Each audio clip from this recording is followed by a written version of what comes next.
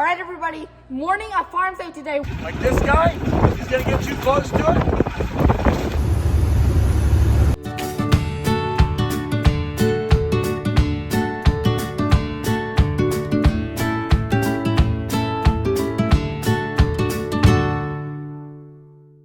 All right, everyone, Sadie and I are currently headed to another one of our farms. We're going to be checking and feeding some cows.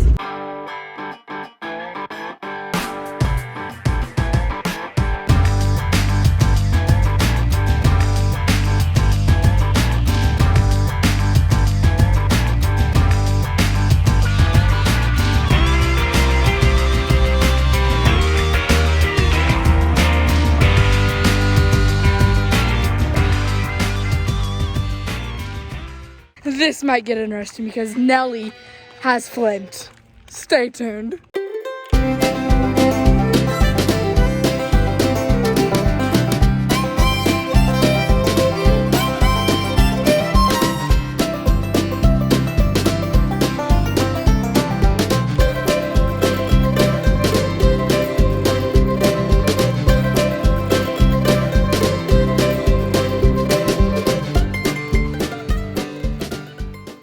Let's go watch Dad grind up some corn. Dad is going to be feeding the ground up corn to the cattle.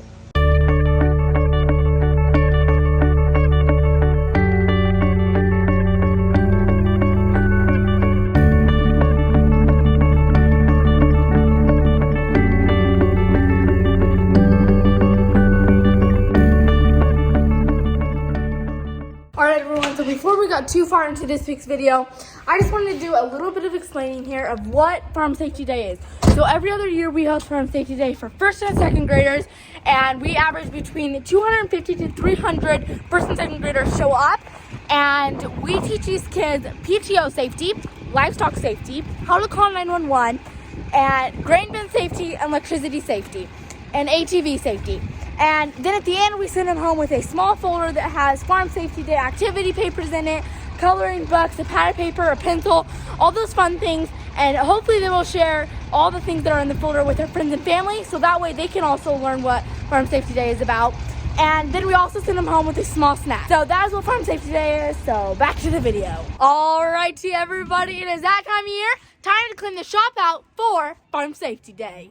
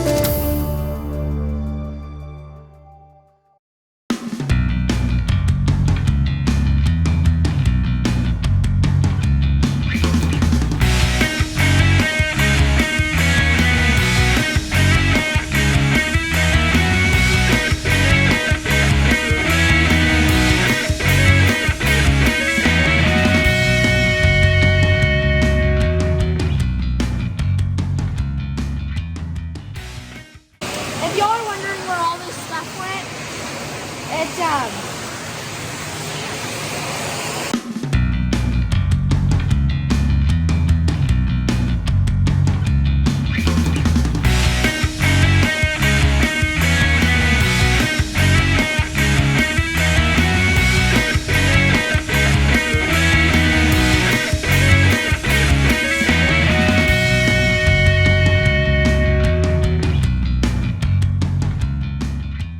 We'd like to say thank you to Heidi with Nichols Trucking for delivering us some more gravel.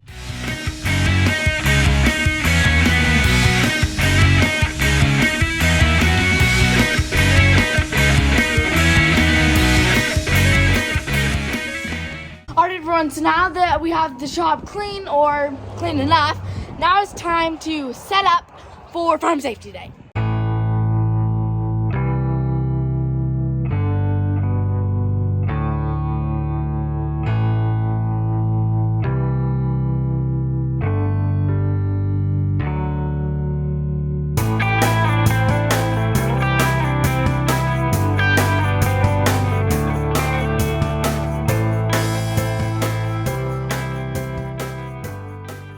Alrighty, now we have.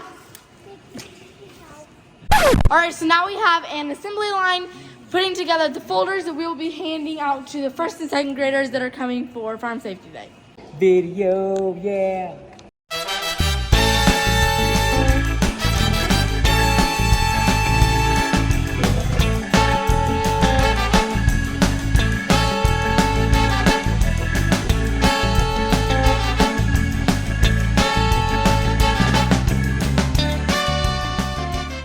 Pizza man arrived. We got some barbecue chicken, some meat lovers, and some cheese. Hey everyone, this is my cousin Jake over here helping us. Awkward for cameras. Alright everybody, morning of Farm Safety Day. They're gonna be here in like 30 minutes, so stay tuned. Next footage you will see is of the kids arriving and being taught, so stay tuned.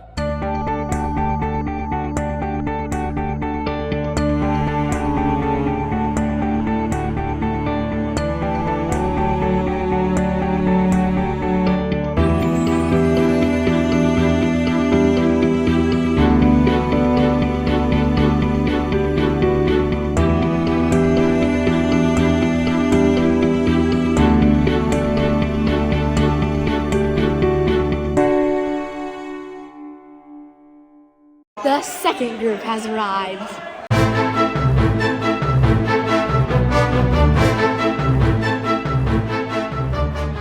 We never want to call 911 just for fun. Nope. But in an emergency, in a really bad emergency, and you're the only one there, you should call 911. Animals can be dangerous. Animals talk to us. They communicate with us just like we talk to each other. But can we understand them? No, but we have to be good listeners and watch. We have to be able to see their signs. If I would scowl at you and stomp my feet, do you know what I'm thinking? You know that I'm not very happy, right? And that's what animals do. They can't tell us, but they can show us that they're not very happy. Today is a little demonstration of what will happen if something bad happens. Your grandpa, your dad, trying to get farm work done before a storm gets here, and they forget that there's a pole down at the end of the field, and they hit it, and the wires fall down on top of your tractor. So this is what, in a small scale, this is what would happen. You're going to see electricity. That's electricity being let out of the stage. And the best thing you could do, everybody's got phones nowadays, is get on the phone and call 911. So you have to stay a long ways away from these tractors, okay? We're going to get up in here. We're going to start the tractor. And we're going to listen. And you kids are really good at yelling, aren't you? Okay. So you guys are going to yell. And we're going to be in here while this tractor running. We're going to see if we can hear you.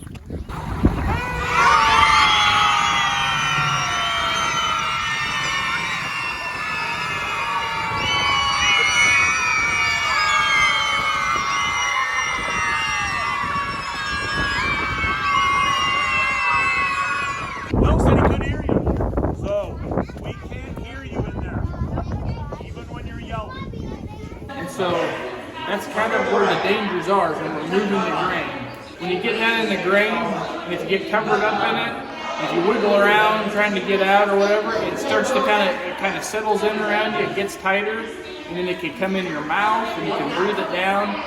And if you're down there for very long, you can end up suffocating and dying. So what we're going to do is we're going to open this up and we're going to count and see how long it takes this little girl to get pulled down inside of here. Okay? Ready? Go. 1001, 1002, 1003, 1004, 1005. That was pretty quick, wasn't it? He's my brother. He was 7 years old this time, and I was 13 when we got on our ATV. We had an ATV at our farm. It was a three-wheeler back then, and they're even more dangerous because they had just one wheel in the front. So we were on the three-wheeler, riding through our front yard. We did not put our helmet on. We had one, but we didn't put it on. And we jumped in the three-wheeler and we went driving through our yard. Our yard has a hump in it. What do boys do when there's a hump in the yard with a three-wheeler? Or a four-wheeler? Jump it. We jump it. That's what we did. So I jumped, I was driving, he was sitting behind me. Do you know how many seats are on this thing? There's just one seat. It's best if just one person's on it. Anyhow, we jumped the jump. We both were thrown off the three-wheeler. He hit his head so hard on the ground that he was killed. If we would have had a helmet on, that would have helped a lot.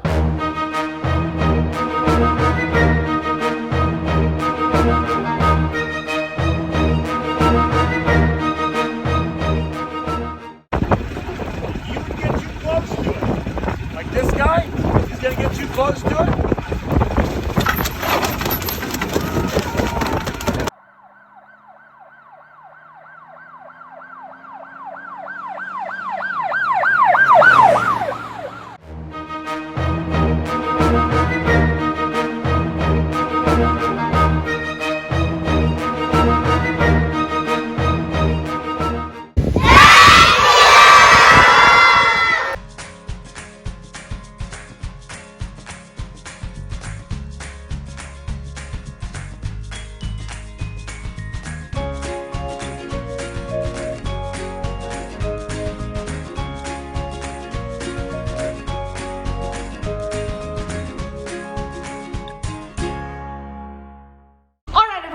Total today, we have had 6 busloads of kids come so far. Now it's cleanup time. Today we are back at May's Farms. We were hauling out the heifers that we bought a while ago to pasture.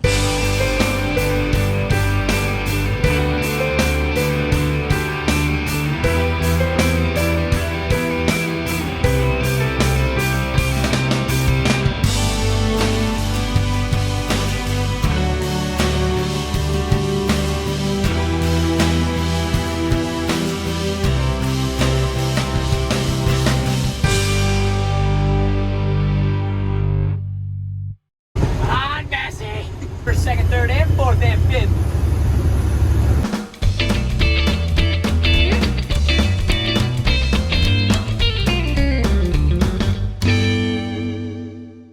There goes Elsie and Cody going to pull Elsie's four-wheeler out of the creek.